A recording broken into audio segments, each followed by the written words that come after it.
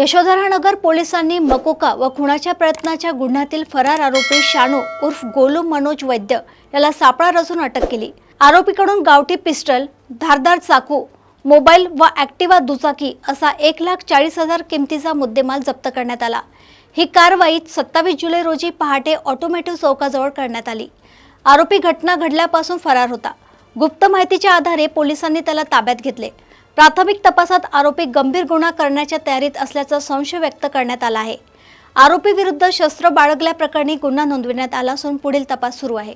Police ठाणेचे आमचे PS यशोधराचे तपास पथक काल रात्री आरोपी शोध करत असताना त्यांना रात्री माहिती मिळाली की ऑटोमॅटिक चौक ते वीटभट्टी दरम्यान जो एजिस गॅस पंप आहे त्याच्या बाजूला एक इसम संशयितरित्या परिस्थितीत थांबलेला त्यांना मिळून आला। सदर तपास पथकास पाहून तो त्याच्या दुचाकीने पळून जाण्याचा प्रयत्न करीत असताना आमच्या तपास पथकाने त्याला लगेच थोड्याच अंतरावर जेरबंद केले।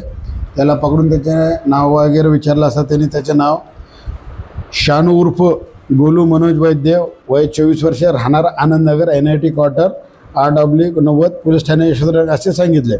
तेव्हा त्याची 2 पंच बोलून अंग झडती घेतली असता त्याच्यामध्ये एक गावठी बनावटीचे पिस्टल ज्याची काळी मूठ होती, एकूण एक सुरी ज्याची लांबी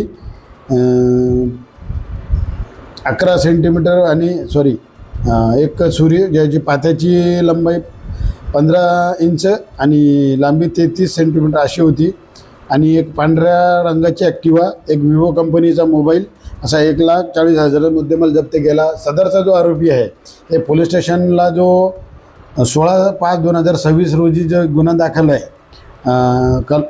389/2026 कलम 109(1) सोबत राईट सहकलम 3(1)(2) आणि 3(2) महाराष्ट्र संघटित गुन्हेगार नियंत्रण कायदा त्याला सेक्शन लागलेलं मोक्याचं त्याच्यामधला तो आरोपी आहे।